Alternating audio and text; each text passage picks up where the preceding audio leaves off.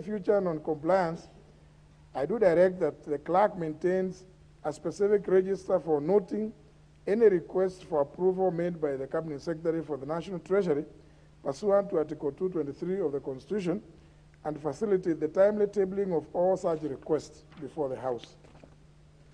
Each request must be reported to the House by the Budget and Appropriations Committee, which must confirm compliance of such requests with the timelines prescribed under Article 223 of the Constitution. This administrative request, honourable members, is to be referred. This administrative direction is to be referred to the Procedure and House Rules Committee to consider its inclusion during the revision of the standing orders. Honourable members, decisions of the House granting or denying approval sought under Article 223 should be specific and unequivocal. To aid the House to make such decision, the National Treasury should separate expenditures under Article 223 of the Constitution from any ordinary reallocations and all additions for each vote under separate schedules. With respect to spending under Article 223, the schedule should also indicate the amount and the purpose under each vote and item. The report of the Budget and Appropriations Committee on the examination of the same should also separate these two, in addition to the schedules of financial and policy resolutions. Further, since the Constitution expects the National Treasury to seek approval of the House within 2 months after the first approval, in the future, the House will be at liberty to consider the approval ahead of the supplementary estimates for the particular year and consolidate the two at the relevant legislative stage, including at the stage of publication of the attendant supplementary appropriations bill. Honourable members, with regard to the lacuna that is evident in the procedures of the House, I will, as directed, refer this matter to the House Procedure and House Rules Committee. The committee should recommend suitable text to codify the aforementioned procedures for processing requests from the National Treasury, including the registration, noting, and reporting of the requests to the House, and the scrutiny of the compliance of the requests with the prescribed timelines by the Budget and Appropriations Committee. I also thank the member for Garissa Township for raising this matter and the members who contributed to the ensuing debate for their valuable insights that undoubtedly shall enrich future interactions between the House and the Executive with regard to budgetary matters. Honourable members, in summary, it is therefore my considered finding that 1, the request to the House to approve the additional expenditure of Kenya shillings 139,752,936,287 when compared to the sum of shillings 1.942 trillion approved by the budget estimates for the financial year 2021-2022 constitutes approximately 7% of the approved estimates, which at face value is well within the 10% threshold set by Article 223, Clause 5 of the Constitution.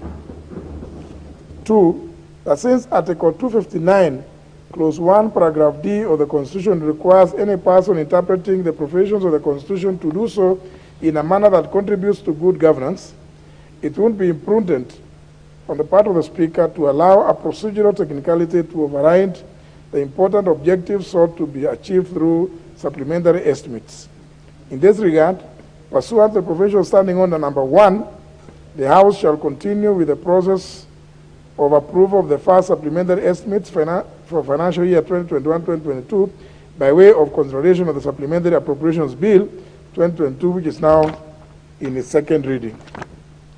3, that the Cabinet Secretary for National Treasury must, going forward, strictly adhere to the timelines required with respect to any future supplementary estimates submitted to the House. 4, that in future, the decision of the House granting or denying approval sought under Article 223 must be specific and unequivocal. To aid the House to make such decision, the National Treasury must separate expenditures under Article 223 of the Constitution from any ordinary reallocations and or additions for each vote under separate schedules. With respect to expenditures under Article 223, The schedules must also indicate the amount and the purpose under each vote and item, and when the first withdrawal of the same money was made. The report of the Budget and Appropriations Committee on the examination of the same must also separate these two, in addition to the schedules of the financial and policy resolutions. 5, that since the Constitution expects the National Treasury to seek approval of the House within 2 months after the first approval, in future, the House will be at liberty to consider the approval way ahead of the supplementary estimates for the particular year, and thereafter consolidate the two at the relevant legislative stage, including at the stage of publication of the attendant supplementary appropriations bill. 6, that to avoid any future non-compliance, the clerk shall maintain a specific register for noting and any requests for approvals made by the Cabinet Secretary for the National Treasury pursuant to the provisions of Article 223 of the Constitution, and facilitate the timely tabling of all such requests. 7, that each request must be reported to the House by the Budget and Appropriations Committee, which must confirm compliance of such requests with the timelines prescribed under Article 223 of the Constitution. And 8, finally, that to address the lacuna in the procedures of the House in its ongoing review of the rules of procedure of the House, the Procedure and House Rules Committee urgently interrogates the provisions of Article 223 of the Constitution and propose relevant text for inclusion in the standing orders to codify the aforementioned procedure for processing requests from the National Treasury for approval of additional expenditure. The House is accordingly guided. I thank you, honourable members.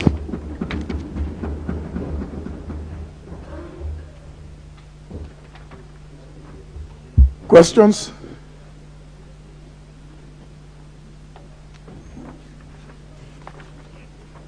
First question is by the member for Luanda, the Honourable Mulele.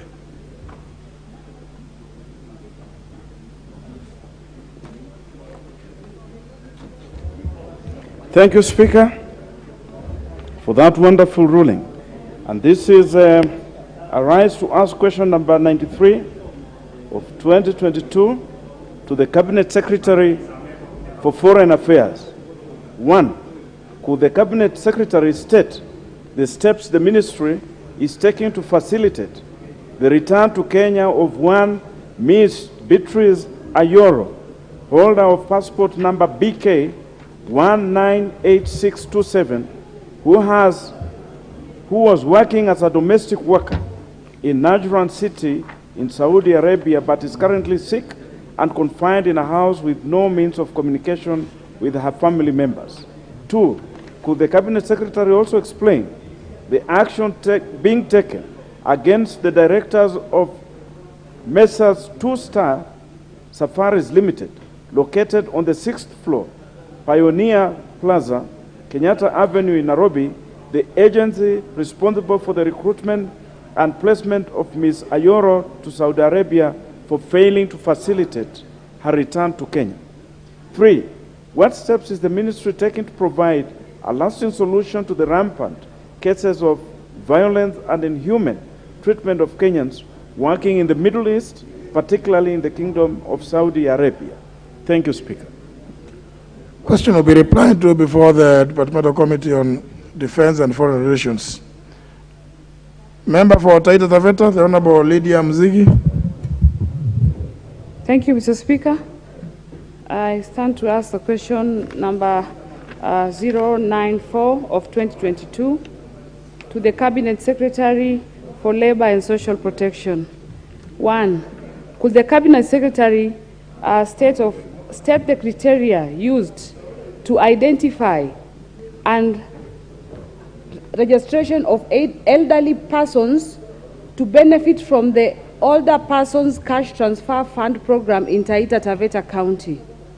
2. Could the Cabinet Secretary explain why data for a larger number of older persons registered under the program in the county since 2017 is yet to be captured in the system, therefore denying them benefits of the said program? 3. Could the Cabinet Secretary undertake to ensure that all the elderly persons in Taita Taveta County registered under the program are duly enrolled and paid accordingly, including arrears accrued since their registration, without undue delay? And 4, what measures has the ministry put in place to ensure that all the eligible elderly persons aged 70 and above in Taita Taveta County are duly registered and receive their payment accordingly? I thank you, Mr. Speaker.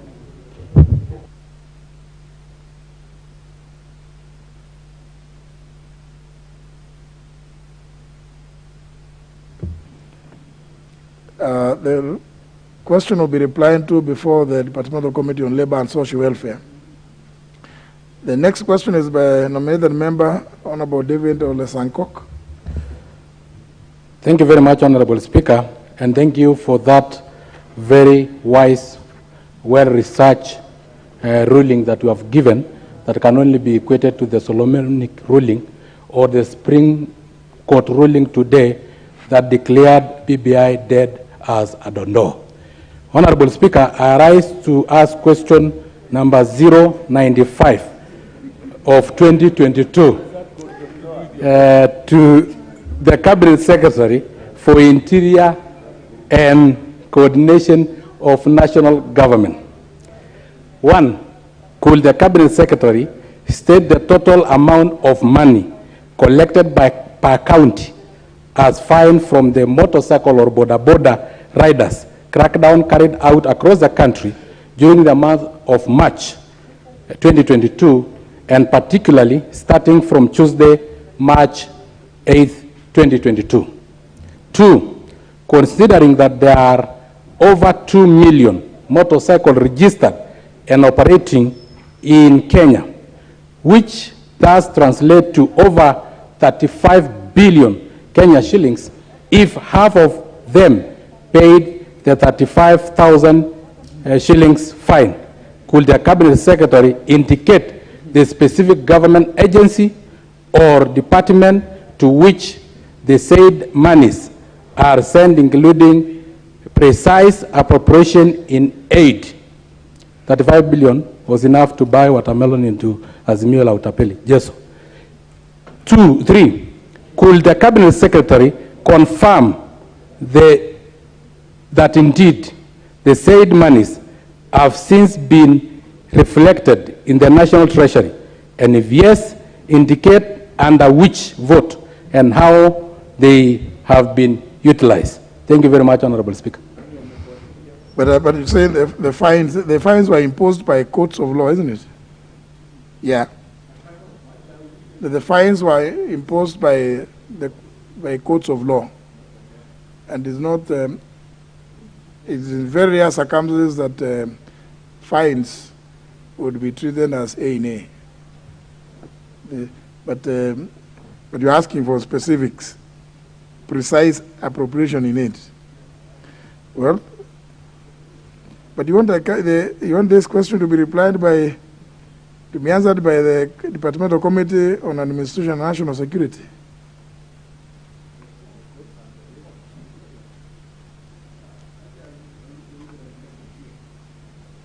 You know, it's your choice. It's your choice.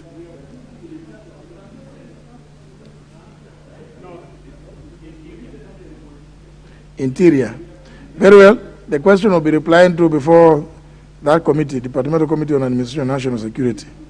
The next question is by the member for Emoya, the Honorable Omboko Milemba. Thank you, Honorable Speaker, for giving me this chance.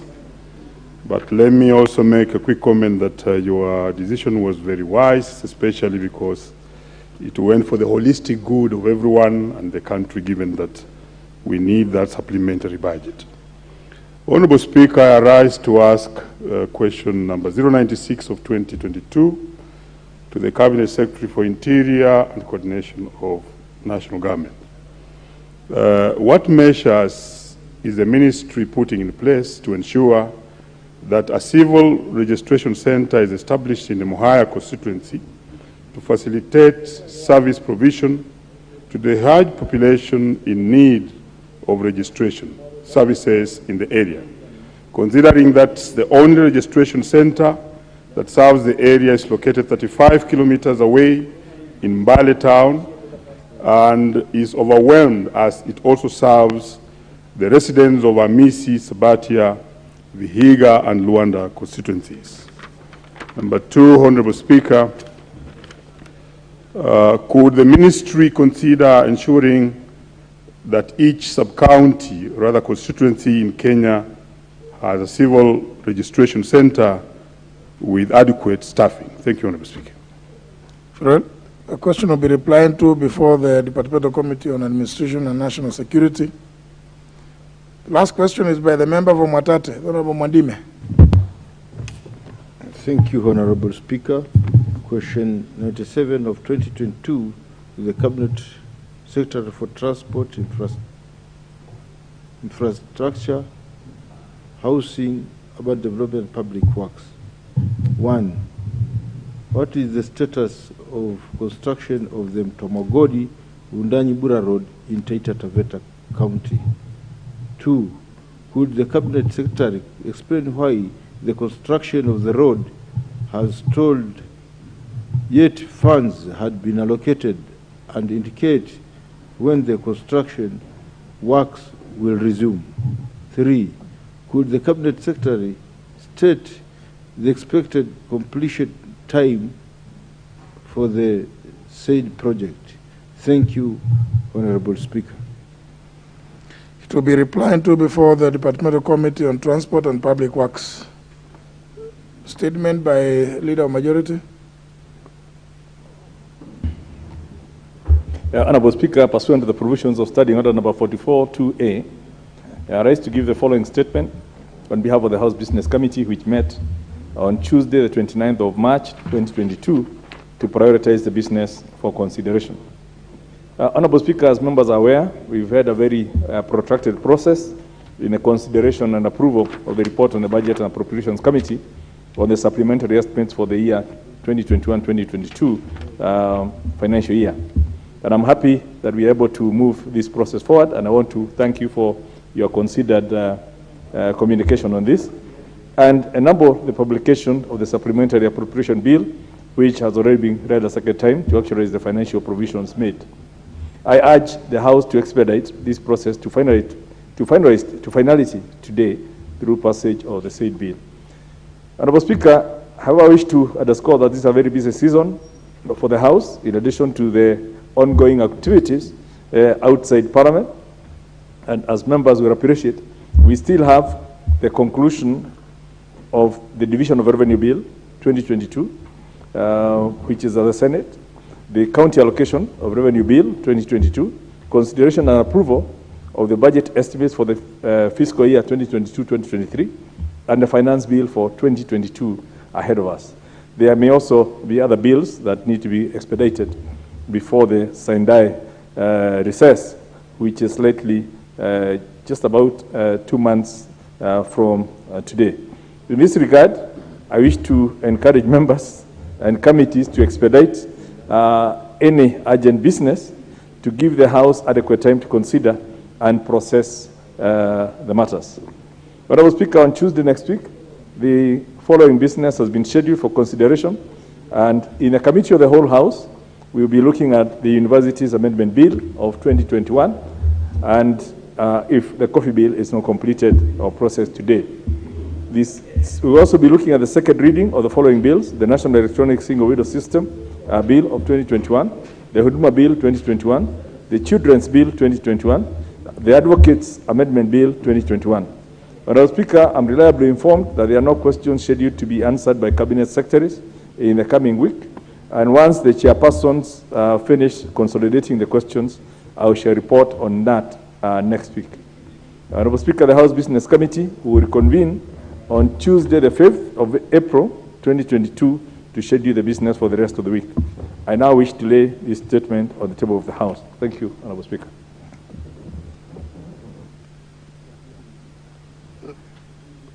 I see that some members who are put in interventions, but just want our members to plead with plead with ourselves that if we know the process is, if the House approves the supplementary appropriations bill, both in second reading and committee of the whole House, then it will be read a third time, and that will conclude its consideration. But remember, it has to be taken to the government printer for printing, and thereafter the warrants. You know, people think that you just pass the bill and the money starts flowing. Then there will be warrants, which will be drawn by the National Treasury, so that some of the issues that you have been raising, it is those warrants which will now authorize the withdrawals. But they have to be based also on the authority of the Supplementary Appropriations Bill, which is the reason why we were appealing to as many of you as possible to at least remain around so that you can finish this. Because if you push it to next week, it also delays some of the things that you yourselves may want to. And I've got an indication that if we conclude by tomorrow, the process of assent and the signing of the warrants can be completed. So that then you begin doing your other things, including sorting out your constituencies and others as soon as possible. So even though I see a few of you have put requests, interventions, please make sure that your intervention will not go beyond 2 minutes. And we'll ask the clerk to make sure that 2 minutes. I see the member for Nyando has an intervention. Honorable Speaker, thank you for the opportunity. I regret taking you back.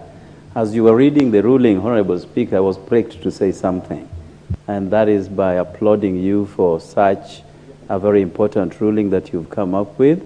We had found ourselves in a ditch, going by the question raised by Honorable Aden Duale. But I thank you for wiggling out of this impasse that had the potential to create a gridlock for the entire country. And Honorable Speaker, one thing that I really appreciate is your recognition of Article 159 of the Constitution, that justice shall be administered without undue regard to procedural technicalities. And I thank you for bringing that forth and for creating a pathway going forward that we shall not be in such a similar ditch. But I also reckon that coronavirus may have also interfered with our calendar to a larger extent, and that calls for extraneous circumstances and therefore extraneous interventions, Honorable Speaker. So we may have overlooked certain things, not because we really wanted to, but circumstances dictated so. And I thank you, Honorable Speaker. Member for Endebeth. Thank you, Honorable Speaker. Honorable Speaker, as the House Business Committee reconvenes next week on Tuesday, my prayer is that I have a bill, Honorable Speaker, which has taken long, the Kenya Food and Drugs Authority, which is a very important bill. And it will be an injustice to this nation if that bill is not sorted, because it is now at the committee of the whole House, and I would wish that it be scheduled. Secondly, Honorable Speaker, based on today's Supreme Court ruling, I also had a referendum bill which has gone through the Budget and Appropriation Committee, and it has been approved. So I would wish that also the referendum bill be scheduled by the House Business Committee, because I think it's a very important bill, so that in future, when we decide to do a referendum, then we need to have a law that can guide the process. Thank you, Honorable Speaker.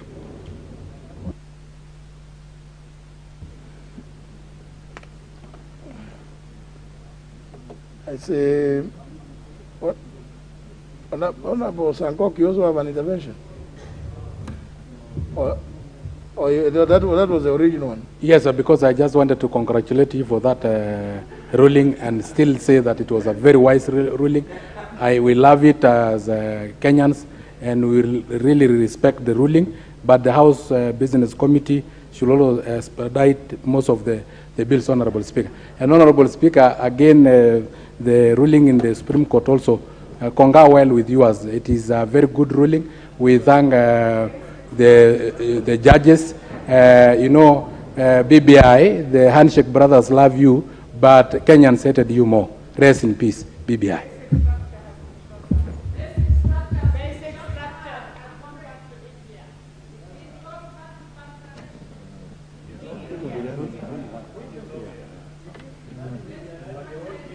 So now, honourable members, I think this is not the right forum, is it? Honourable Ndindi Nyoro.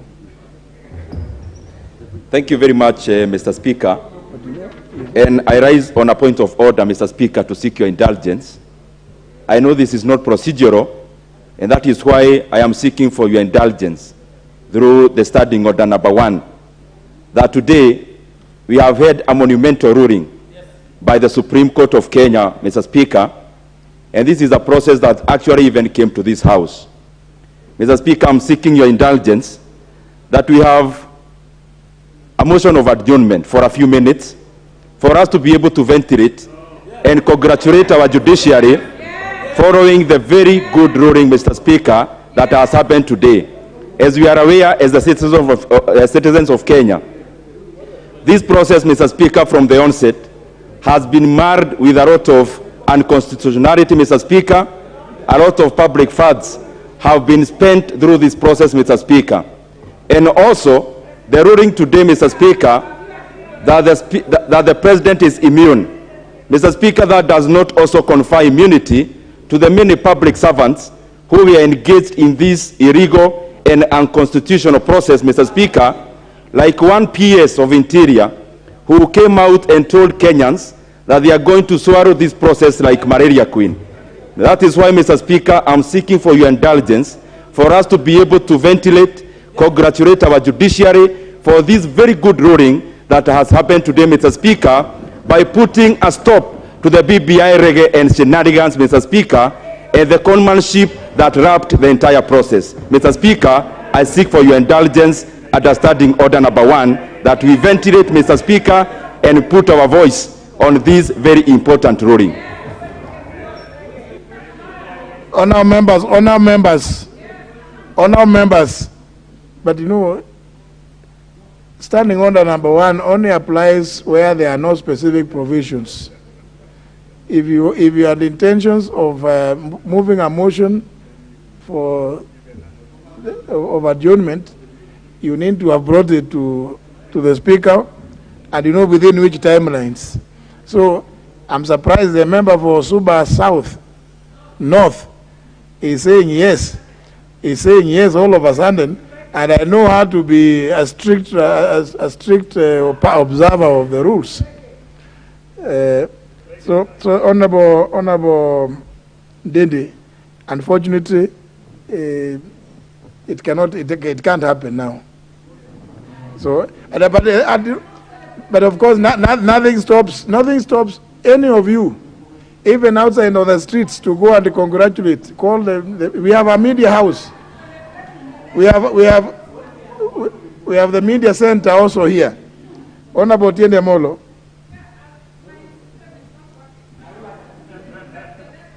Even that of the Honorable Tiende Molo, I think, is not working.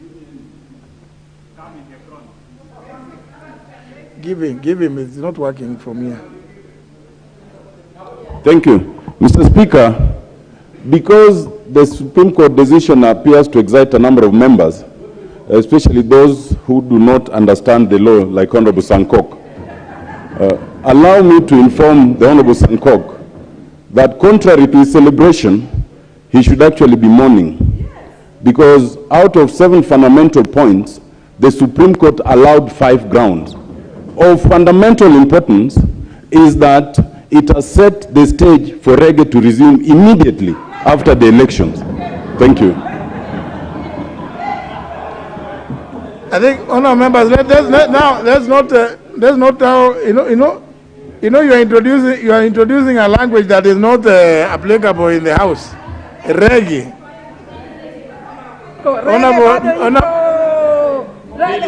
Now, honourable, you are doing some jig. Thank you, Mr. Speaker. Mr. Speaker, let me lend my voice also to this a little bit. And Mr. Speaker, I just want to say that sometimes it is sad when people don't actually understand the import. Mr. Speaker, the most dangerous concept that was raised in that process was the issue of the basic concept. If the courts had allowed basic concept structure, the basic structure concept or doctrine, Mr. Speaker, reggae would be as dead as a dodo. Because, Mr. Speaker, the basic structure concept says that it was actually equating the application or making the Constitution to be a Bible or the Quran that cannot be amended at all. And, Mr. Speaker, except by judges. Mr. Speaker, what the judges have said is do it right. And reggae is back on. So all we need to do is go on in August and reggae is back. Sorry, no, but you can't. Now I'll hear the last one from the member for Kitui South. But who are you? You can't inform somebody who doesn't want to be informed. Thank you very much, Honorable Speaker, for giving me a chance to also make a comment. Honorable Speaker, I was not as excited as the Honorable Sankok and the Honorable Ndende because I think as much as I'm not a lawyer, by sitting in this house, I've been able to understand processes, procedures, and products. And I believe that they should not be celebrating. For sure, 5 out of 7 is really wonderful. Honorable Speaker, kindly give me a chance to make a comment on your ruling, that it was a very, very good ruling, and that we have understood, and you have actually taken us through the process that the supplementary bill was taken through and said that it was good, and you have identified the areas of weakness, and that you have given us a very good way forward, that in the future, the Cabinet Secretary, Treasury must adhere to timelines. And I think you have given us areas where there is lacuna in law which needs to be handled. Honorable Speaker, what was shocking to me as the member for Kitui South was that people were really shouting loudly that it is more than 10%. It is only 7%. It was more than 10%, Honorable Speaker. That's what they kept saying. It's only 7%, Honorable Speaker. We would like to thank you so much. Continue guiding this house, and may God give you many more days so that you may continue giving guidance. Thank you, Honorable Speaker. Member for Samburu County. Asante sana Mheshimiwa Spika. Ningependa tu Mheshimiwa Spika kusema kile kazi lawyers wamefanya katika BBI. Ningeungana na wenzangu kusema sheria ya BBI na kile imeongelewa. Hakuna mtu anaweza kwenda kusema tumeshinda ama tumeshindwa. Isa lawyers wamefanya kazi yao na maoni ni ya wananchi, na bado tunatarajia BBI itarudi na itakuwa tu sawa. Wenye wanataka kwenda kucherekea waenda cherekea tu kama kawaida. Kwa sababu kawaida wanacherekea kitu aina mguu, aina mbele na nyuma. Kwa hivyo waenda cherekea hizo, lakini BBI bado iko kwa laini. Asante Mheshimiwa Speaker. The member for Alego Usonga also wants to weigh in. Thank you, Honorable Speaker. Honorable Speaker, I want to applaud your ruling. I want to applaud your ruling on the issues raised by Duale on the constitutionality of supplementary estimates. And Honorable Speaker, I want to say that after Baba has done his 10 years, you can take over. But what I wanted to say, Speaker, is that the issue of Article 223, which we all agree has been abused by Treasury in the past, where Treasury spends resources which actually should not be applied on 223, is something which this House must take note of. But more fundamentally, is that Treasury must abide by the constitutional regulations on when to notify Parliament on when they spend resources on Article 223. I think this is very substantial, and I want to urge the various departmental committees to ensure that Treasury does apply your ruling. Because, Honorable Speaker, there was a time the SRC Commission spent resources on Article 223, and when the matter was brought before a Committee of Finance and National Planning, we actually refused to approve. But, Honorable Speaker, they were not punished because Treasury refused to punish them. So I think what we need to do, Honorable Speaker, is that we must ensure that this House does apply the ruling which you have given. Secondly, Honorable Speaker, on BBI, Honorable Speaker, I want to echo the sentiments of my sister, Honorable Millie Odhiambo, that indeed we are very happy. And Baba has said that BBI will be back. Reggae will be back after Baba is sworn in as the fifth president of the Republic of Kenya. Thank you. I think, honourable members, that should suffice, so that we can now go, because you can see many of you are walking out. They have forgotten about the issue of the supplementary. So, but anyway, honourable members, many of you, of course, would, I'm sure, would applaud the fact that it has now been settled. It is now tried law that what is contained in Article 255 with regard to which clauses may be amended in which way, and what is contained in 256 and 257 has been settled by the highest courts on the land, and that therefore the finding that the basic structure principle is not universally acceptable. It's only applied in a few jurisdictions. I think that is important. So, and indeed, that ruling agrees with some of the, if you recall, when members raised issues here, when that bill was here, our own ruling here with regard to the power of the House, the power of any member to move amendments. I mean, this has been restated, and I think it's good for the country. For me, I think that is important. And also the issue about immunity. The issue of immunity, I think, was, for me, those two issues were very crucial. The rest are the usual things that we can do, and the member for Suba North has said they can be dealt with at an appropriate time. That is important. Let's go to the next order, which is the business of the day, the critical business of the day. Order number 11, the Supplementary Appropriation Bill, National Assembly Bill number 14 of 2022, second reading. Chairman, Budget and Appropriations Committee. Thank you, Honorable Speaker, and I would first start by thanking you for the ruling that you have given. Honorable Speaker, timely, Solomonic, and Honorable Speaker, is something that you have been grappling with. But as you know, Honorable Speaker, this is a House of Precedents and procedures. We found it happening. We tried to help the situation, but we are happy, Honorable Speaker, that you have been able to be firm. And I want to assure you, Honorable Speaker, because I believe that there will be other supplementary budgets that will be coming on our way. We will make sure that the rules and procedures are followed to the letter. Honorable Speaker, I want to inform the members here that last week we concluded the debate on this supplementary budget, and I would beg to move that the supplementary appropriations bill be read at the second time.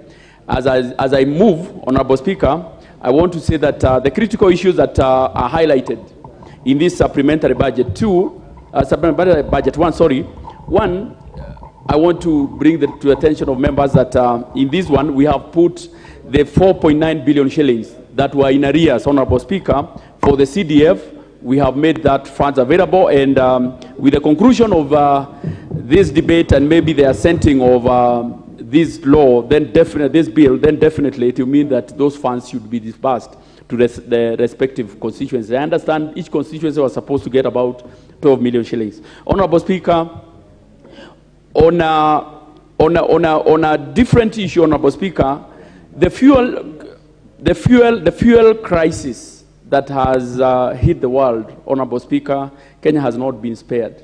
And Honorable Speaker, if you compare the fuel prices between Kenya and our neighboring countries, you'll find that our fuel prices are a bit lower, not just a bit lower. For example, in Uganda, most of the vehicles in Uganda are fueling in Kenya and going to Uganda. That one tells you that the fuel prices in Kenya are lower, far much lower than, that's true. That's true, and it's, Honorable Speaker, is good to confirm. I have already confirmed that in Uganda, per litre is about 160 Kenyan shilling. In Kenya is about 130. And that is courtesy of the fuel stabilization, Honorable Speaker, which from the calculations that we got last week, we are spending about 8 billion shillings, or even going to 10 billion shillings for fuel stabilization, Honorable Speaker. And these are some of the funds that we have also made sure that we allocated. Honorable Speaker, there is the issue of the pending bills. Pending bills has been a cancer in this country, which has brought so many companies, down. Companies that supplied government, companies that supplied government agencies, and they have not been paid. We have tried as much as possible to push for those payments. And Honorable Speaker, it's not good enough, but at least we have tried in this supplementary. Honorable Speaker, COVID is still with us. Many people maybe have forgotten that COVID is still with us. There are so many interventions that are being done to address the issue of COVID-related interventions. Honorable Speaker, in this supplementary budget, we will construct, or the government will construct, 50 new level 3 hospitals. Honorable Speaker, the 50 new level 3 hospitals will be constructed in each of the 47 counties. Honorable Speaker, this is after the very successful implementation of the same in our informal sector. Honorable Speaker, if you go to Kibra, if you go to Mukuru Kwajenga, if you go to all the informal sectors here in Nairobi, you'll find a level 3 hospital.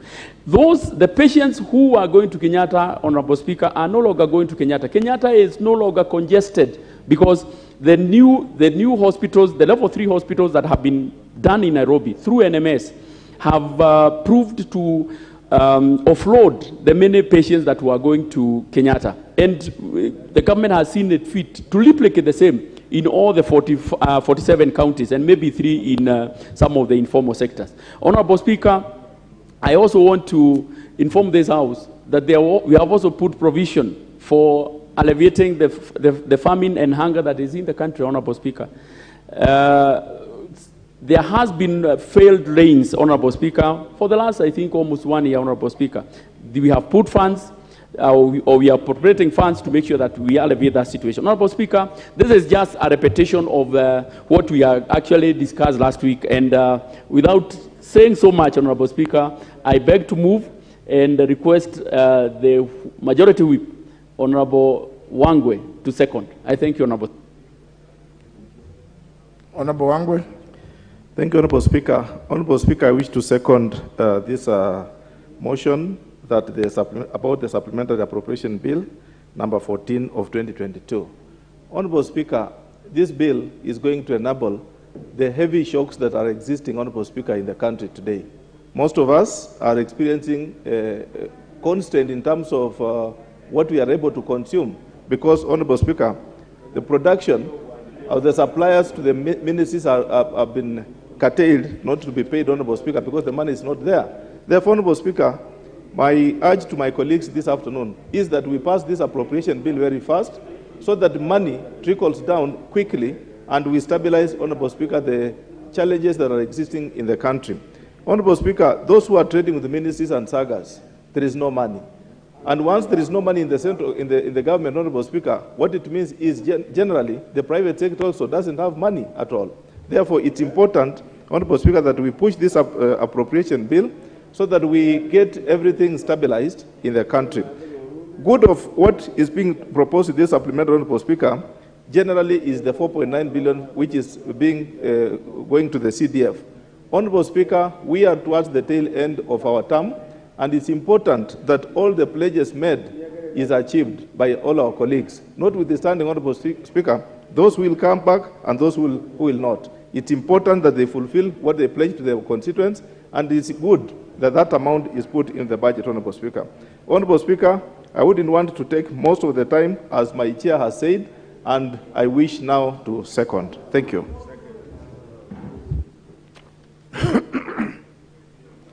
Member for Samburu North.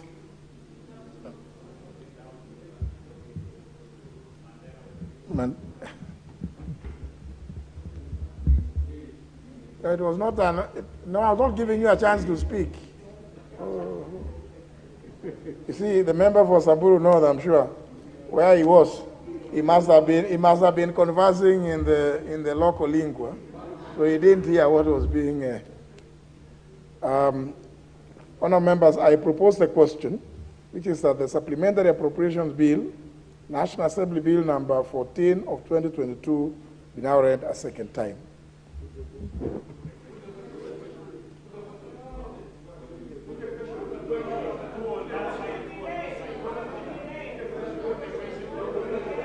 What? Yeah? I'm told that here there is a proposal that I give two members. Very well. Where are the two? Here. You want to contribute? Honorable Shamala?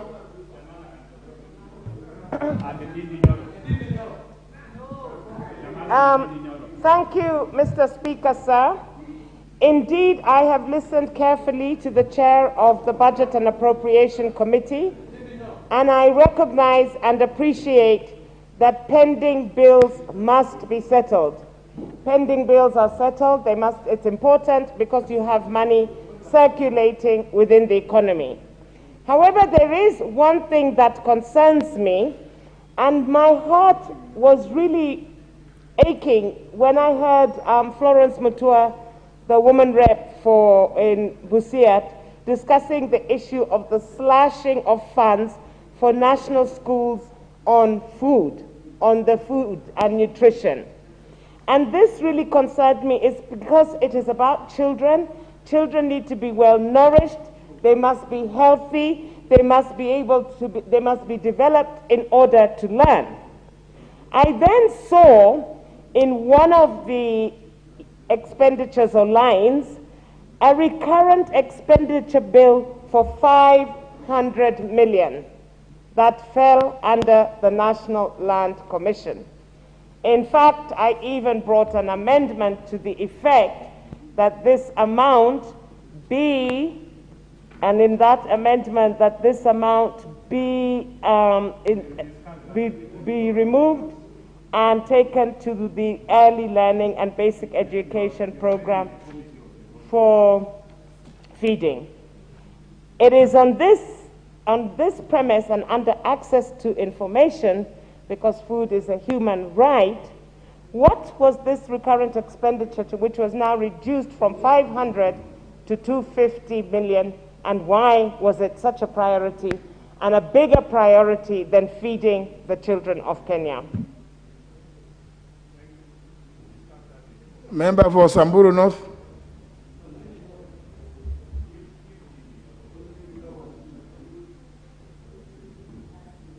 Thank you so much, Mr. Speaker.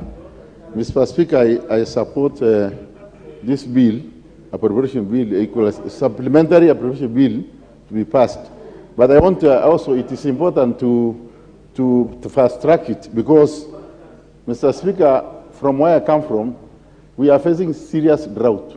There's no water for our people. There's no food, and the government had stopped the supply of relief food because they say they want to pay cash transfer. Even that cash transfer is not available because registration has not been done.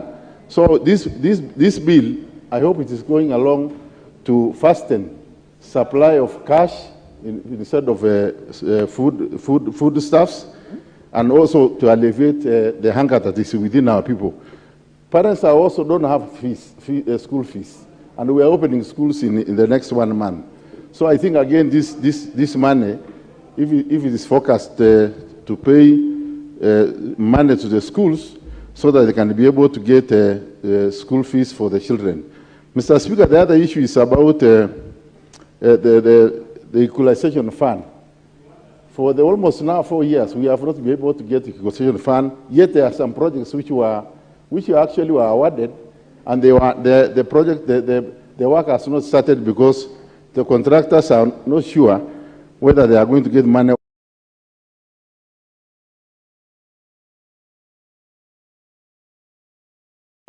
for the equalization fund.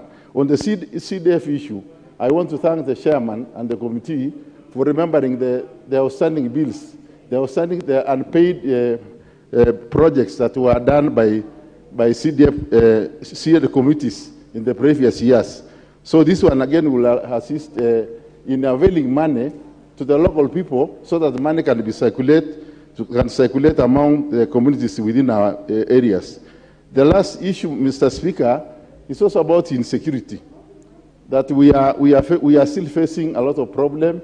If you see in the media, we have been having problems in northern Kenya, especially where I come from, and also our neighbors, the Elgeyo Marakwet and Baringo.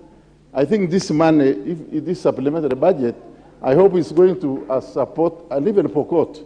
I hope this money which is released is going to help in beefing up security in those areas. Of course, we from that region, we still feel that government is not providing enough, especially in terms of policing.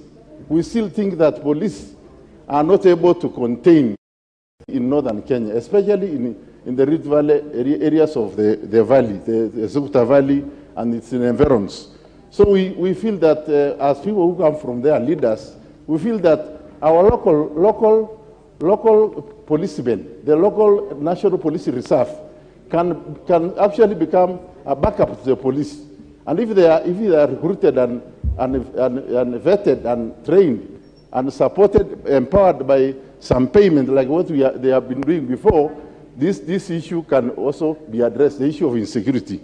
So I hope this supplementary budget will also have some, I see there is money for the interior. I hope that money will go along to assist in providing policing, supporting policing in that area, and also assisting Nyumba Kumi and all the stakeholders that are assisting government to reduce insecurity. Otherwise, we need urgent address in the issue of supply of water and food for our people. Thank you, Mr. Speaker. Well, there was an indication that, but I didn't get it, unless there was nobody on the left. No, I can see the member for Kwanzaa. It's only that he is raising his hand very half-heartedly. Are you sure, Honorable Kevin Wanyonyi? Yes, I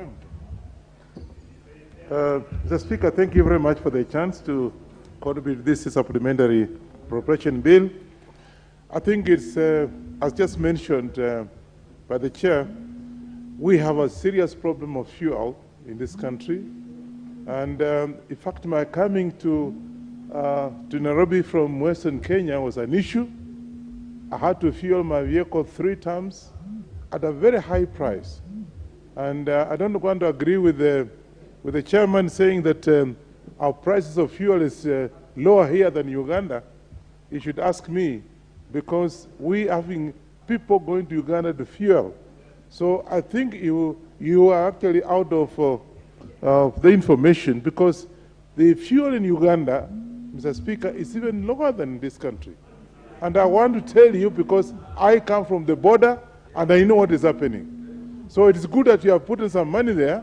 It's good that you have done that, and I think it's quite good. The other thing is that, Mr. Speaker, it's a bit unfortunate that in this appropriation, we do not have money for the seeds and fertilizer for the farmers in the Western Kenya. And you see, we haven't delayed. The rains have come in late, and I can tell you that we have a problem as far as farming is concerned, because the prices of fertilizer is very high.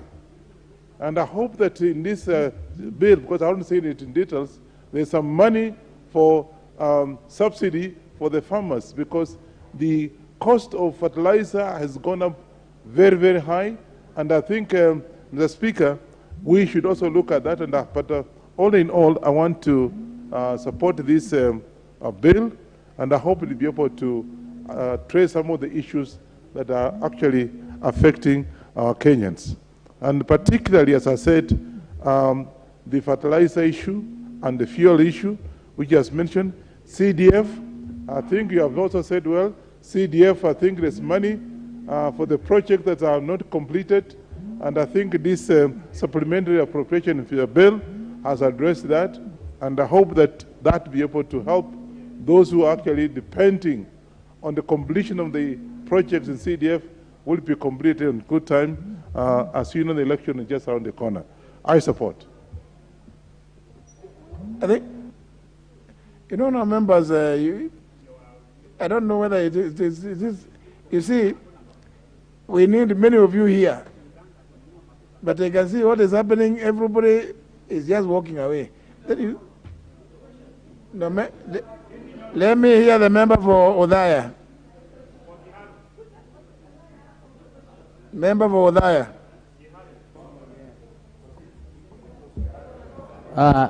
Thank you, Honorable Speaker.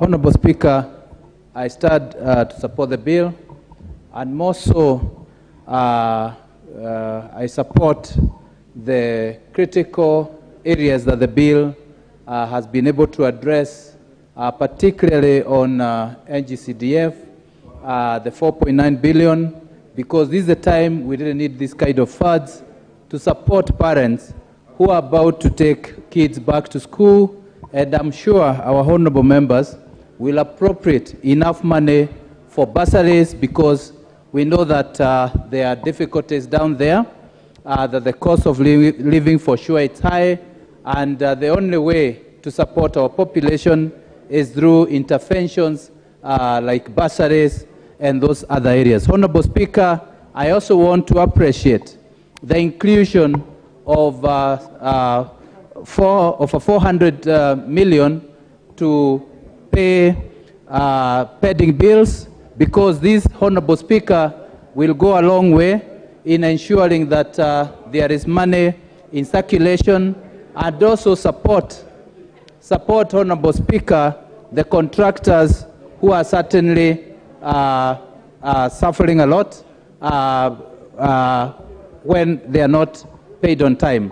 Honorable Speaker, I also want to applaud your Solomonic ruling on this issue of Section 223, because, Honorable Speaker, going forward, it is very important that that section is observed by Treasury in full, and it will go a long way in ensuring that we consider all matters during budgeting, because during budgeting is when we do the real planning, so that we don't leave a lot of projects unfinanced, a lot of critical projects, Honorable Speaker, during planning, and then we do them haphazardly.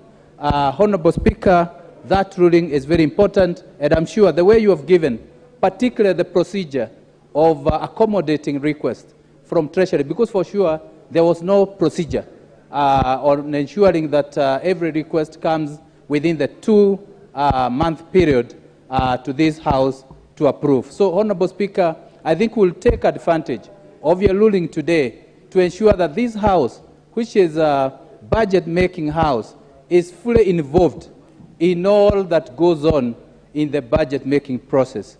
And it's a ruling that I'm sure that we need all to applaud. Honorable Speaker, I stand to support. Thank you. In public demand, the member for Kiharu. Thank you very much, Mr. Speaker. I understand most of my colleagues contributed last week, Mr. Speaker, and I thank you for giving me this opportunity, because maybe I was attending to other issues last week. From the onset, Mr. Speaker, the supplementary budget or appropriation, Mr. Speaker, across the world should be for the unseen. But in Kenya, it has become perpetual, Mr. Speaker, that every time we read the main budget, there has to be a supplementary budget, Mr. Speaker, most of which, in its breadth, covers just the normal things, Mr. Speaker. And I think, Mr. Speaker, we should uphold, Mr. Speaker, what the supplementary appropriation across the world should cater for. That is for the unseen, Mr. Speaker, and something that could not be put in the main budget. But, Mr. Speaker, going through the many supplementary budgets that we have passed in this House in the recent past, there is always an increment of funds in the security sector, and even in the last 3 years, there has perpetually been increment of funds in the NMS. And, Mr. Speaker, if you actually look at the main budget again, we have always increased our budgeting in these two main areas.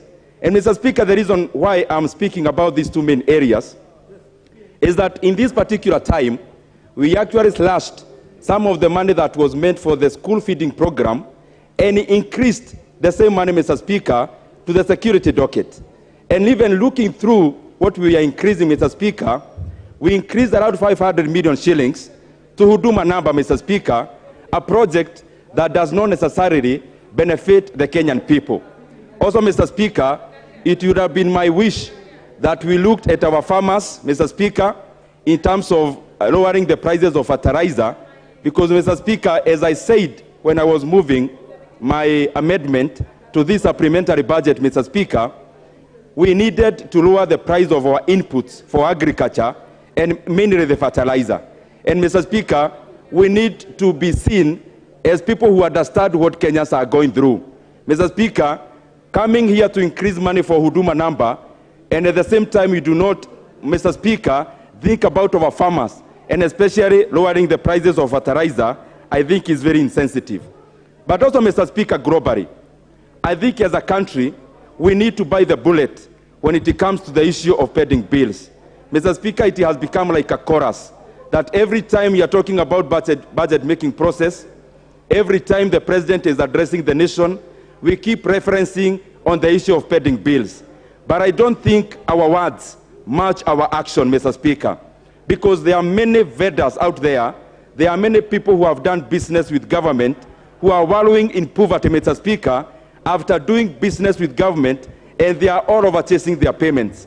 Mr. Speaker, we need to look at this issue of paying bill with finality, Mr. Speaker, and I wonder why we are introducing new projects, Mr. Speaker, which are not of emergency nature, and at the same time, there are so many people who have done business with government, Mr. Speaker, and who are owed colossal amounts of money by government.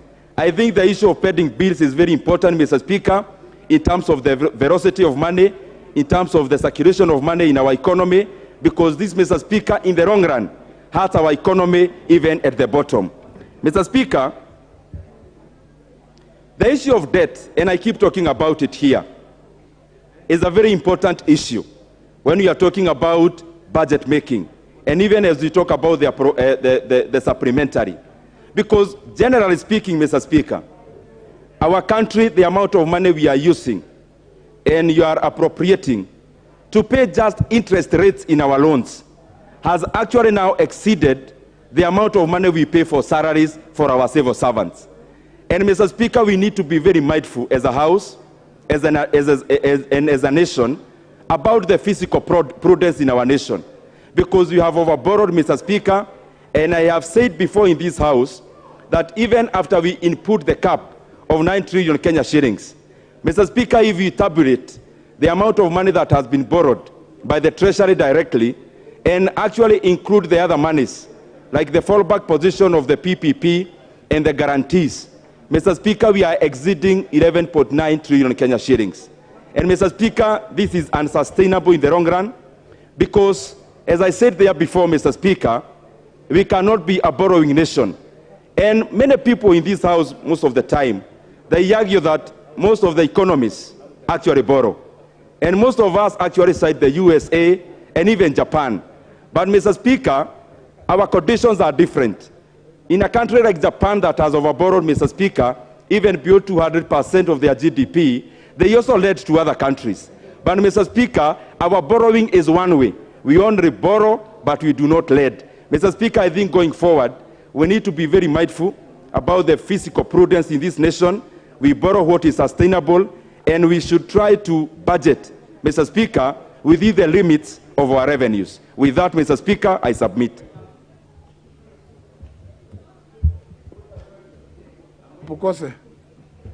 Thank you, Honorable Speaker. Honorable Speaker, I'm understanding Order 95, that the mover be called to reply. I think we had agreed that 2 on that side and 2 on this side, and most of the contributors are in agreement with the supplementary budget, so that we can go to the committee of the whole House and do the necessary tidings. So, Honorable Speaker, I ask that the mover be called to reply.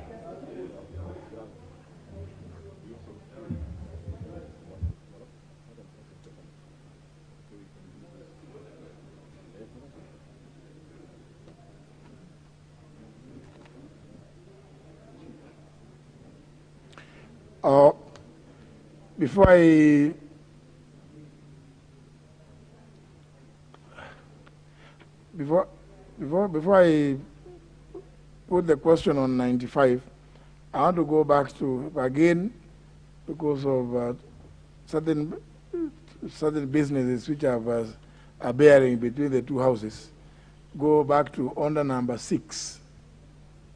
Order number 6. To allow the chairman, Budget and Appropriations Committee, to give notice. Thank you. So that the business can be put on the order paper for Tuesday. Honorable Speaker, thank you so much, Honorable Speaker. Honorable Speaker, I beg to give notice of the following motion. That is mediation committee, report on the mediation version of the county government grant bill, Senate bill number 35 of 2021. The notice is that this House adopts a report, isn't it? Because now what you have said, yes. If somebody looked at the handstand, it will look like... I want to take it. Yes. Thank you, Honorable Speaker. I beg to move that this House adopts the following motion. In fact, notice of the following motion. Sorry. You're giving the notice. Report. Yes, I'm giving. Thank you. Report on the mediated version of the county government's grant. No, Honorable Kanini. Please, is it that it's not written? You know. But it is so simple that you wish to give notice of the following motion, that this House adopts the report of the, mediation, isn't it? Simple. It's so simple. Honorable Speaker, today we are handling so many things. And I know, but we don't want people to look at our records, the answer, and find something funny. Thank you, Honorable Speaker, and thanks so much for your indulgence. Honorable Speaker, I beg to give notice on the following motion, that pursuant to the provisions of Article 113(2) of the Constitution and standing under 150, this House adopts the report of the Mediation Committee on the County Government Grant Bill, Senate number 35 of 2021, laid on the table of the House Thursday, March 31st, 2022, and approves the mediated version of the County Government Grants Bill, Senate number 35 of 2021. I thank you, Honorable Speaker, and sorry for the mix-up. Thank you. Very well. We go back to the current motion. The member for Endebess rose in his place and claimed to move that the mover, understanding order number 95, that the mover be called upon to reply. I want to find out what is the mood of the House. It is never, that mood of the House is not found in Kitutu Church North. It is found in the chamber here. Therefore, I put the question, which is that the mover be called upon to reply. Will as many as of that opinion say aye? Aye. As many as the contrary opinion say nay? The ayes have it.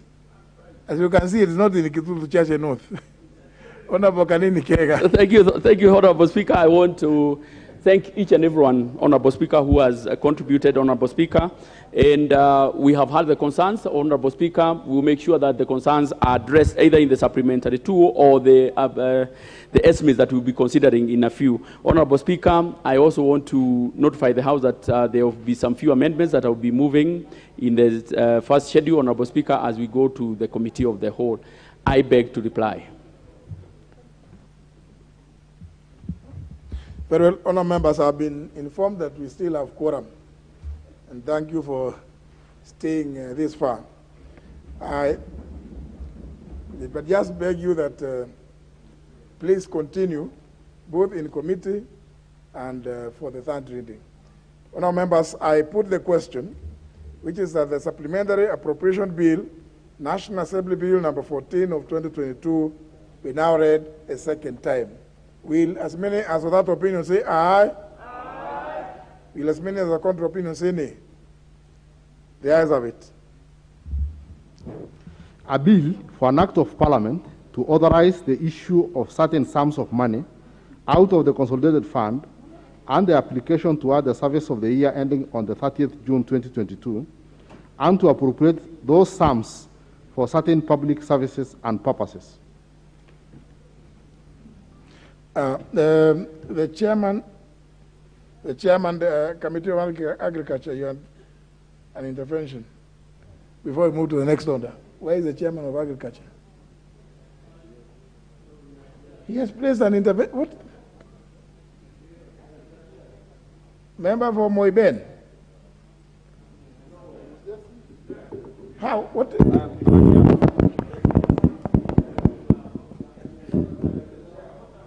Thank you. I was caught unaware. Thank you, Honorable Speaker. I have a request to make on the issues of the the coffee amendments, which I think we signed yesterday and we were not ready, so we are requesting for deferring until next week, Your Honorable Speaker, sir. You're not ready? Yes, we signed it yesterday, and some surprise that it's also on the paper. Very well. Very well. I think the member, the chairman, and contacted me earlier, before lunch, and indicated that they may be unable to move the amendments in committee of the whole House on this bill. But the Honourable Tiren, be ready then on Tuesday next week, because then it will, the bill must come. We need to clear many of these bills as possible so that they can go to the other House, so that we conclude the bicameral consideration of the bill. So, honourable members, when we go to order number 12, business appearing as Roman 2 is being deferred to Tuesday next week. It will not be considered in committee of the whole House, so that the committee will just consider what appears as Roman 1. Next order. Order number 12, Committee of the Whole House.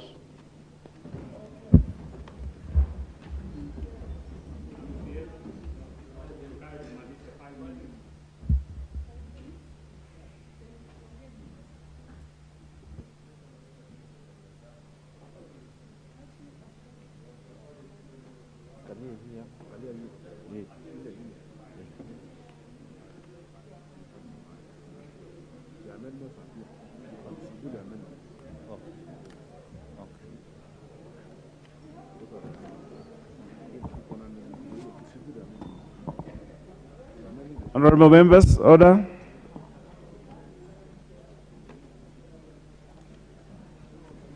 We are now in committee of the whole to consider the Supplementary Appropriation Bill, National Assembly Bill number 14 of 2022.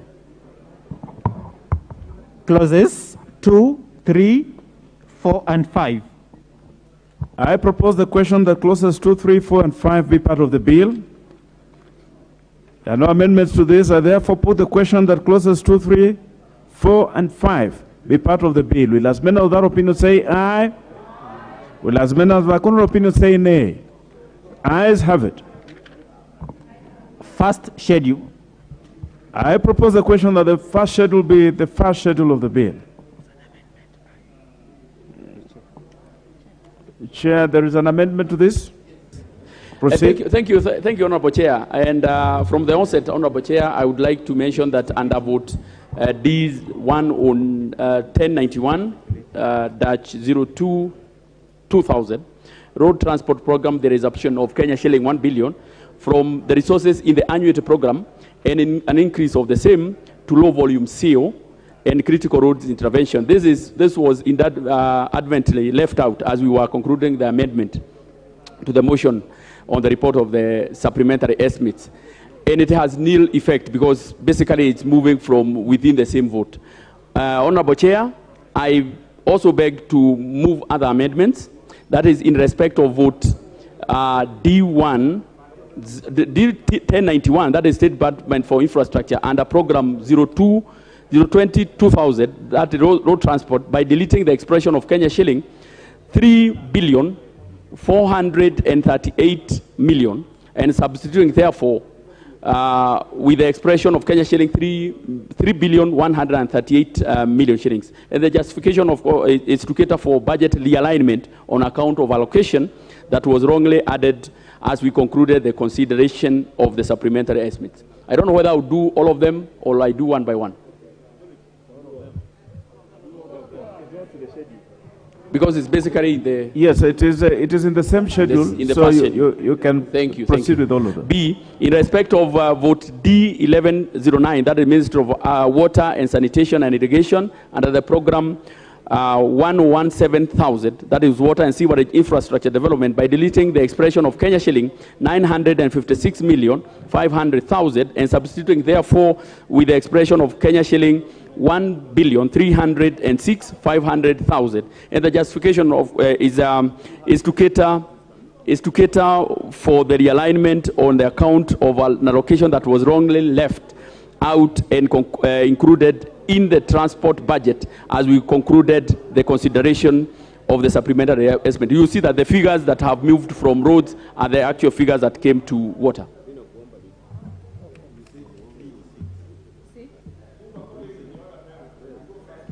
We go to the next one. That is C. In respect of vote D1222, the State Department for Regional and Northern Corridor Development Infrastructure under program 101,330,000, Integrated Regional Development Program, by deleting the expression of Kenya shilling 850 million and substituting therefore with an expression of 900 million. The purpose of this amendment, Honorable Chair, is to cater for the budgetary realignment on account of an allocation that was wrongly left out and included in the transport budget as we concluded the consideration of the supplementary estimate. D, Honorable Chair, in respect of vote R1214, the State Department of Youth Affairs under program as attached, that is youth empowerment, by deleting the expression Kenya shilling 29,628,874 and substituting therefore with the expression Kenya shilling 8,437,371. And the purpose is on account of the need to realign the vote head in the correct categorization from recurrent to development. Very straightforward. And F, in respect of vote D1214, the State Department for Youth Affairs under program attached, that is youth empowerment, by deleting the expression Kenya shilling 2,129,000 million. Sorry, let me take this once more. 2,129 billion 260. Sorry, 2 billion. You know, Honorable Chair, I'm used to the big figures. It's 2 billion 129 million 268,901 and substituting therefore with the expression of Kenya shilling 2,167,335,146. And the justification is the amendment is on account of the need to realign the vote ahead in correcting the categorization from development to recurrent. I thank you, Honorable Chair. Those are the amendments. Thank you. Honorable members, allow me then to propose the question that the first schedule be amended as proposed by the chair. I then put the question that the first schedule be amended as proposed by the chair. Will as many of that opinion say aye? Aye. Will as many of that contrary opinion say nay? The ayes have it.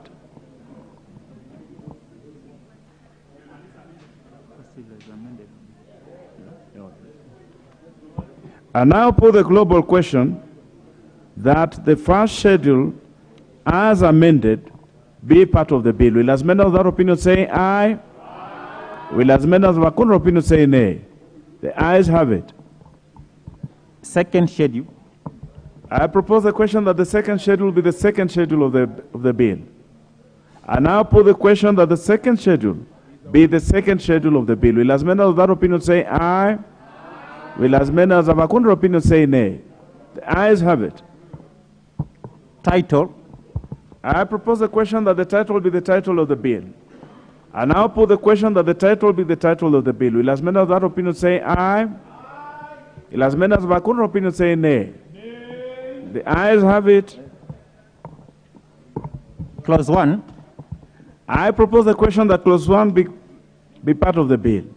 I now put the question that clause 1 be part of the bill. Will as many of that opinion say aye? Aye. Will as many as of a contrary opinion say nay? The ayes have it. The mover to move reporting. Honorable Speaker, Honorable Chair, I beg to move that the committee do report to the House its consideration of supplementary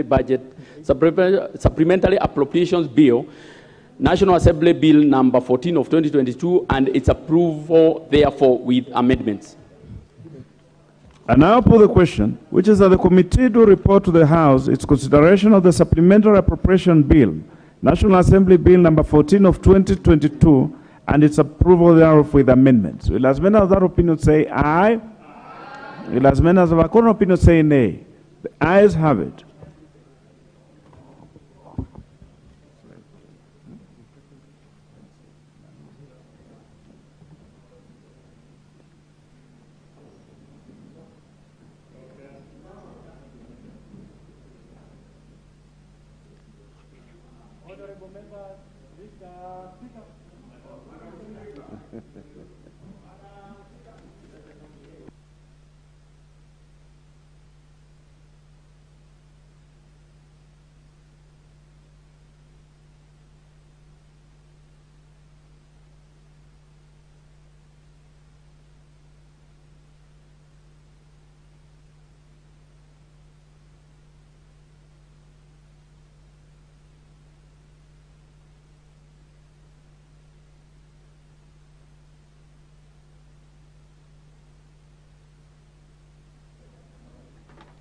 Order members, honorable members, can we have the chairperson to report to the House?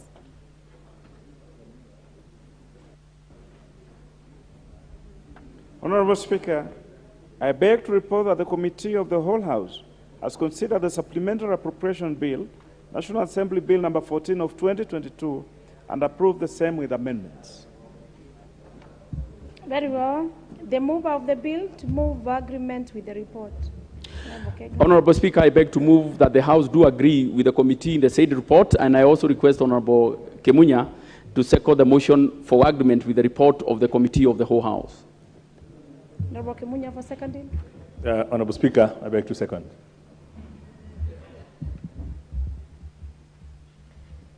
Honorable members, I propose a question for adoption, which is that the House do agree with the committee in the said report.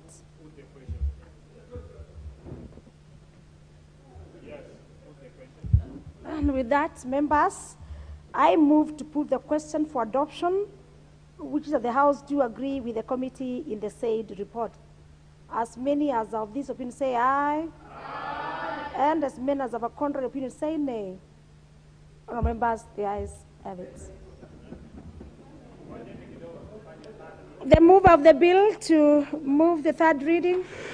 Thank you, Honorable Speaker. Honorable Speaker, I beg to move that the Supplementary Appropriation Bill, National Assembly Bill number 14 of 2022, be now read a third time. I also request Honorable Kemunya to second. Honorable Kemunya to second. Honorable Speaker, I beg to second and to thank the members for the effort they have put and for the time they have put in the processing of this and sacrifices made, despite the other onerous responsibilities that are calling for them out there, so that we can give Kenyans a break in terms of the financing of the activities. I beg to second.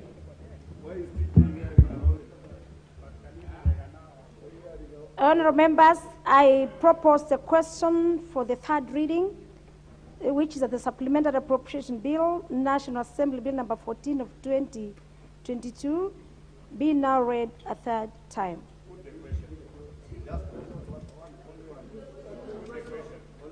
Let me just have a comment. Let me just ask the Honourable.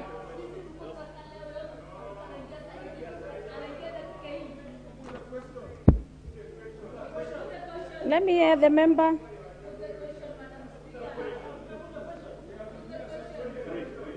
Just give the Honourable member. Three. Thank you, Honourable Just for a Speaker. comment. Honourable Speaker, I beg your indulgence and not be long. Just to congratulate the chair of the Budget and Appropriations Committee and his chairman and his committee. I know, Honourable Speaker, the Honourable Mulele will just hold for a minute, I am sure of that.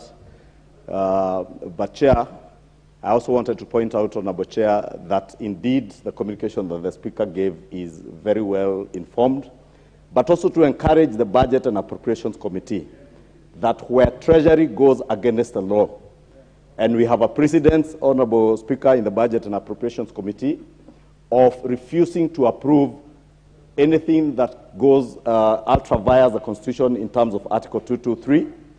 You will remember this House, Honourable Speaker, declined to approve the Ruaraka land payment of 1.5 billion shillings, Honourable Speaker, and that is a record that is before this House. So I just want to encourage the Budget and Appropriations Committee, in future, anything that is ultra via the Constitution in terms of provisions of Article 223, this House has a mandate of denying that, and that matter then goes to the Public Accounts Committee, and it's my hope that even on the Ruaraka land scandal, Honourable Speaker, that the Public Accounts Committee and other investigative agencies will be able to get to the root cause, because this House did disapprove that payment of 1.5 billion shillings, and therefore the Ruaraka land thief and those who are collaborators, Honourable Speaker, can have action taken against them. With that, Honourable Speaker, I support. Very well. The mood is I put the question, Honourable members. I move to put the question for the third reading, and I've confirmed that the House is properly constituted for me to be able to do the same. I therefore put the question, which is that the Supplementary Appropriation Bill, National Assembly Bill number 14 of 2022, be now read a third time.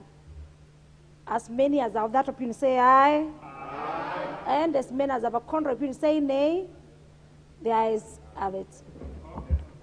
A bill for an act of Parliament to authorize the issue of certain sums of money out of the consolidated fund and the application towards the service of the year ending on 30th June 2022, and to appropriate those sums for certain public services and purposes.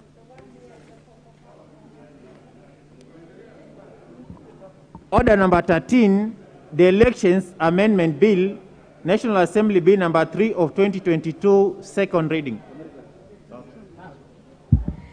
Order number 13, Honourable members, this is a resumption of debate interrupted on the Wednesday, March 30th, 2022, the afternoon sitting. And on the request list, we have the member, hoping that he never spoke to this, let me confirm. The member for Navakol.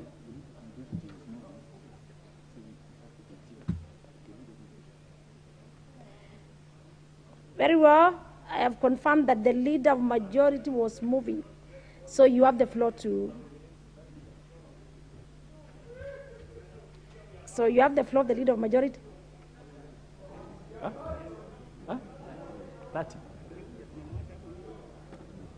Honourable Speaker, I think I had started the moving of this bill and had identified the four key objectives of this bill. And I don't need to repeat them. And I was actually looking at the third objective, which is the extent to which this bill seeks to align with the court judgments that have arisen, especially following the challenges of the previous elections. And I did indicate, and to just get my flow back, that as a result of the judgment in the Katiba Institute decision, the court declared the provisions of section 39(1)(c)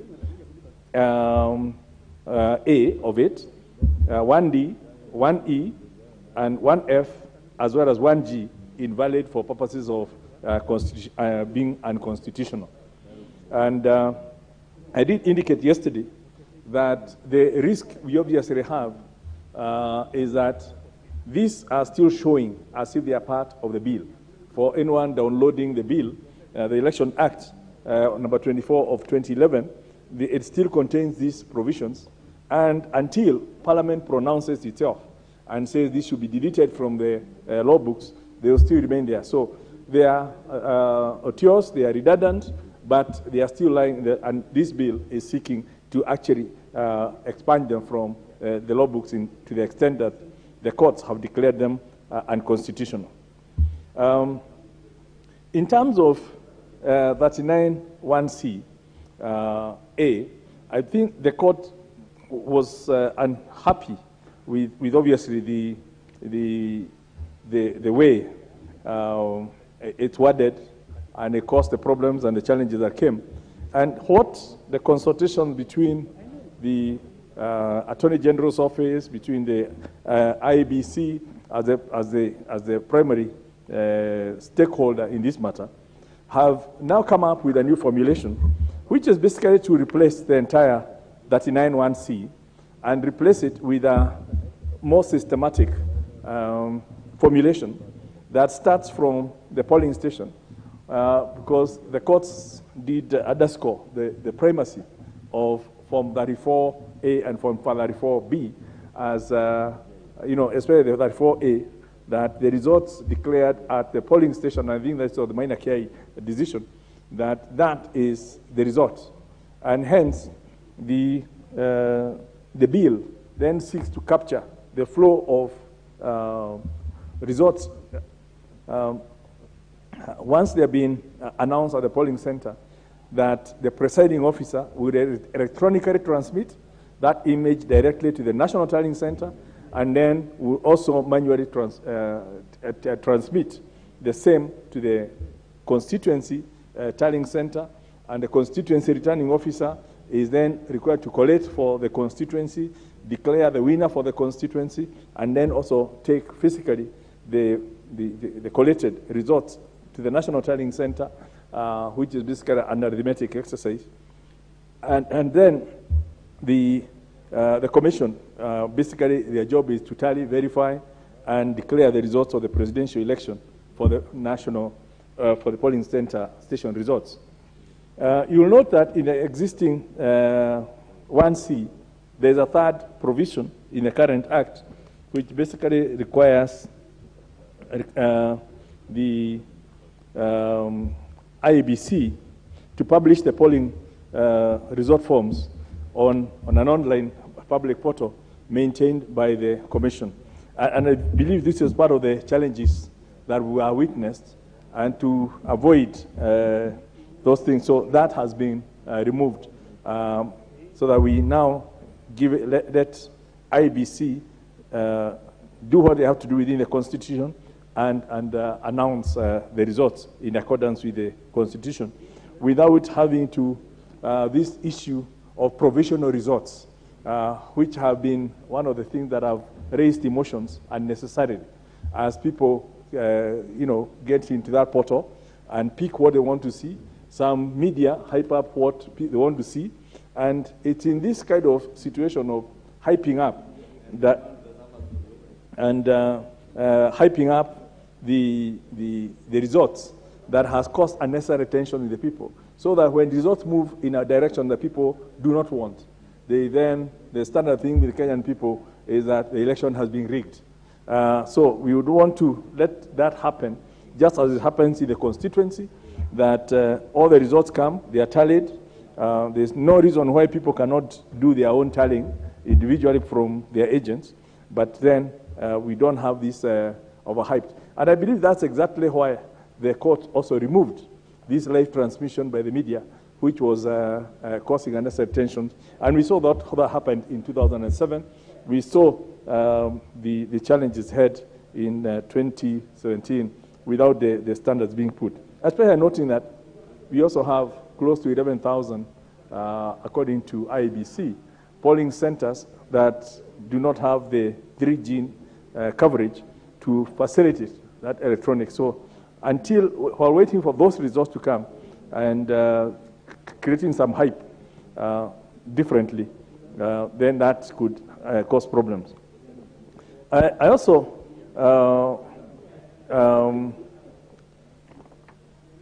and I think this, apart from the Katiba, it also brings in the 2017 election petition in the court, where the court decreed that the final election results is what is contained in the election declaration forms, which is the primary document, and I think I've explained that.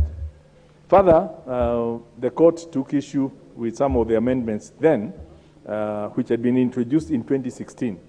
And these are the ones that were declared unconstitutional, that had eliminated the term prescribed form.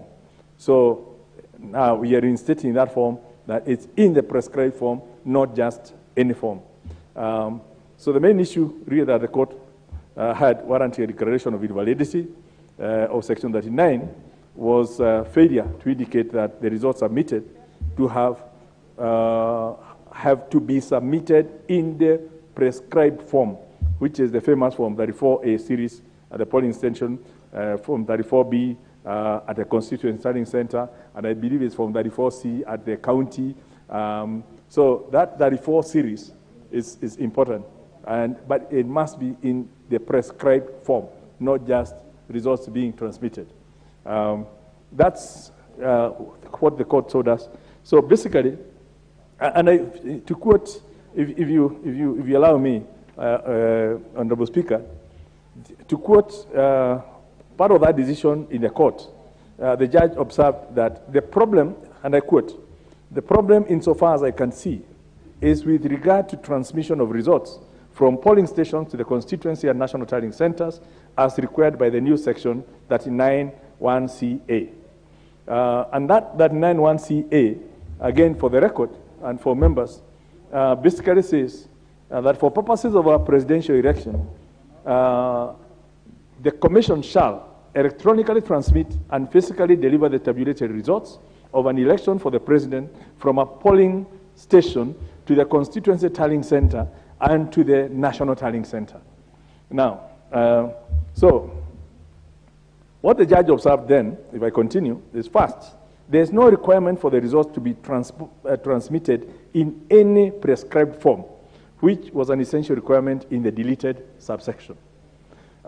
This was also an essential safeguard that guaranteed verifiability, transparency, and accountability of the election results transmitted from polling centers to the constituency and national tallying centers. This is made even more troubling by the fact that results will also be physically delivered to the constituency and national tallying centers, but in no particular prescribed form. This not only opens the results to possible adulteration and manipulation, but also mischief. The amendment obviously reverses the gains the country had made in electoral reforms, including results transmitted in a particular form. Honorable Speaker, at the very core, this bill now tries to streamline and accord regard to the decision of the courts in both the 2017 court challenge as well as the Katiba Institute decision of 2018. Furthermore, most reliably advised that the committee may be making some amendments to this to make it even more elaborate to avoid any doubt. And I'm sure we will, by the time we come to the committee of the whole House, we will have the benefit of what the bill proposes, what the committee is fine-tuning it into, so that we avoid having to go against the decision or having to have an election nullified on a matter of process or just the amendments coming from this House. The other bit I did mention is that the bill has mandated the Commission to ensure the establishment of a complementary mechanism for transmission of results. And reliably informed that the regulations are currently being worked on and should be in the House for consideration within the time, certainly before the House breaks. Again, like I said, this is really the crux of the matter. I know there is also an issue that members have raised on some amendment to Section 27 of the Act, which is basically looking at closing some window or harmonizing. And I think this is clause 16. I just want to highlight that currently the independent candidates, as per the Constitution, are required to be out of parties by 90 days before the election. The people who are sponsored by parties, their registers are given 120 days before. Then you have nominations, I believe, for this particular year. The schedule is that they should have been cleared by 22nd. So between the 22nd of April, when the results of the political parties' candidates are finalized, and the 9th of May, there's an open window of like 14 days when people could well move from political parties to independent. And it did seem unfair that, first of all, people are almost stopped from moving from one political party to another after the nomination, but you can become an independent.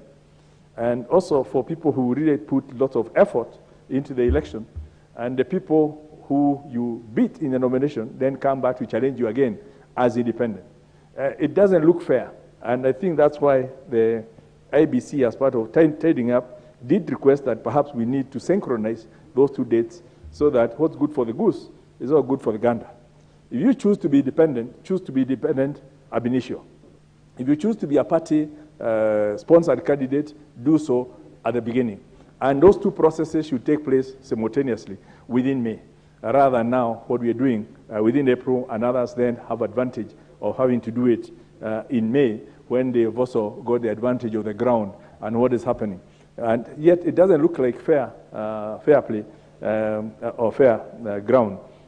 So there's an amendment then in section clause 16, which hopes to tidy that realistically, and I think that's what we need to think ourselves. Realistically, because of we had delays, obviously, in the publication, in processing of the bill, by the time we pass this through Senate, I'm sure the nominations will have taken place. So this clause may not work for 2022 elections.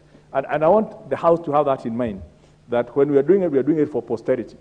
And if we believe that that's the future of the election, that's how it should be, then we should not limit ourselves who are here and say it will affect us. It won't. It will not, because we are already on fast tomorrow, and by the time we have, some parties have already done their nominations, others are doing from next week. Completion will be by 22nd, and certainly this will not affect, because parties have already done, and IBC is not going to revise its schedule for nominations because of this to take it to May. So this is for 2027 election in all probability. I think the other item, I don't need to go through the others, because that was a fundamental thing that I just wanted to highlight to this House, so that as we make decisions, we make with a full disclosure. And again, it's open for debate. Members are at liberty to express themselves on what they feel about that, but most particularly noting that it's futuristic rather than for now. But I think the rest is, like I had indicated yesterday, it's a very simple bill, it's very straightforward, and I look forward to support of the members. We are already late in the processing of this bill, if you ask, because it will be good that by the time people are going for elections to actually know the operating law that they are that's guiding those elections. And like I also said, a number of the clauses here is more of nomenclature. It's about sorting out between what is a nomination, which is really within the realm of the political party's registrar, and what is the registry of candidates, which is within IBC, which terms are now being confused because they are contained, and people keep talking on nominations. But we are now clarifying all those.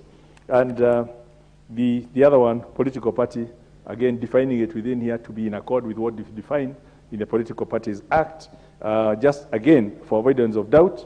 And the last one is just also to recognize now, especially now, I'm very happy, when we were doing the Political Parties Act, we had opposition because people thought that we were actually creating a coalition for one side of the House.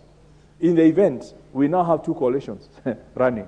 I think we have the Azimio coalition on one hand, and we have another one called Kenya Kwanza Alliance on the other side. So the law we did has actually helped both sides of the divide to move forward. But for them to actually actualize the benefits of the moving forward, we now need one final step, which is to allow or facilitate how either of these two alliances plus several others that also form will then submit their nomination rules, and which is not provided for in law as of now, and is being provided for in this new act. Honourable Speaker, I'm passionate about this thing.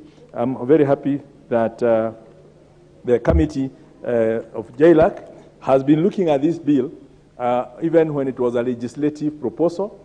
They had a lot of time with the IEBC, and they discussed it, and even by the time it came for publication, I'm sure they had already agreed on most of the issues. And on that note, Honourable Speaker, I beg to move and request the Honourable T.J. Kojwang, the Vice Chair of the Justice and Legal Affairs Committee, to second. Very well.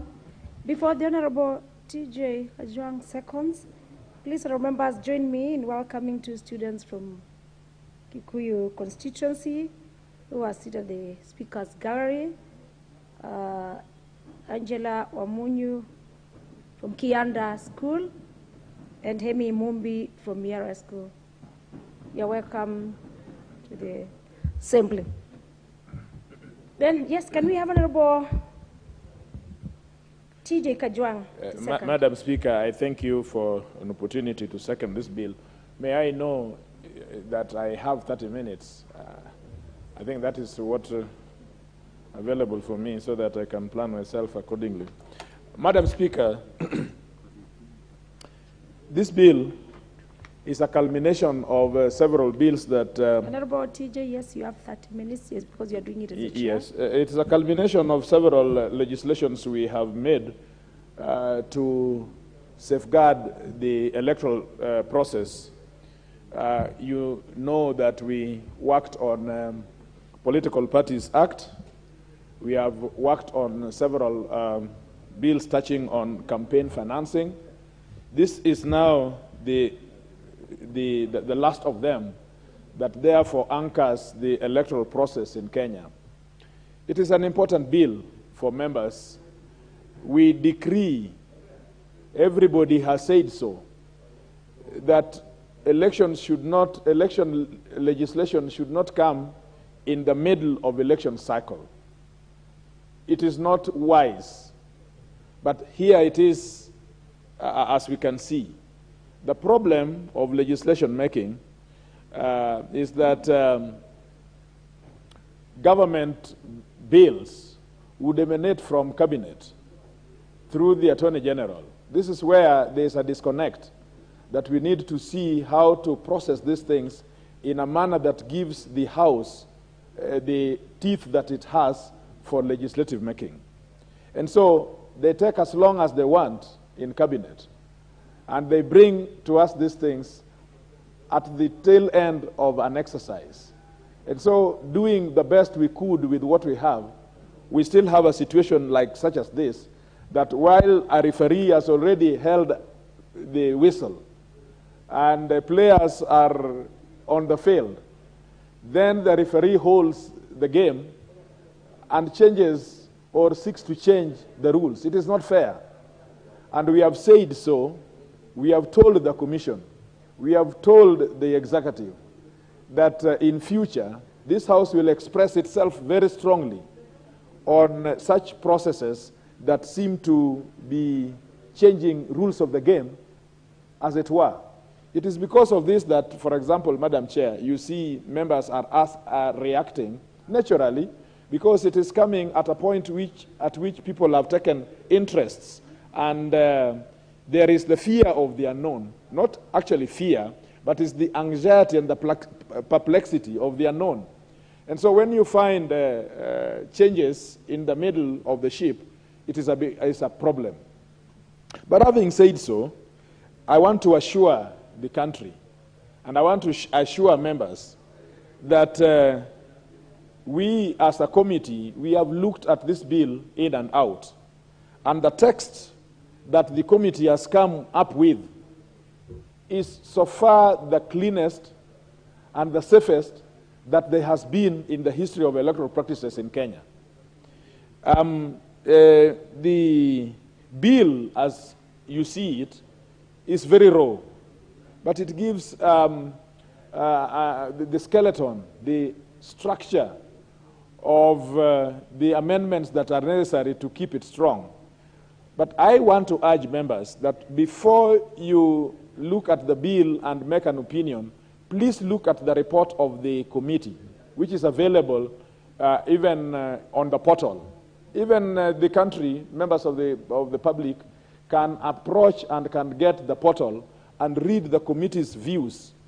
In it, there is a proposal, legislative proposals that are going to amend what you find in the bill. When you consider those closely, and when you put together with the parent act, and when you look at what the bill is suggesting, you will be persuaded, no doubt, that this is the clearest text that we could have to progress the process of our electoral system. There are only four objectives in this bill, which has been adverted to very well by Honorable Kimunya. And I like Honorable Kimunya has done a lot of full disclosure. Everything that needs to be said, he has said the way it is in the bill. But let me just summarize them in four subsets. Number one is to do with transmission of results. As you know, that transmission of results under Section 39 was declared, many of the provisions under that section was declared unconstitutional by the courts. And so, as it were right now, were we to proceed with this parent act the way it is, there will be no legal framework that would control transmission of results. What has been declared void is void. It is not there anymore.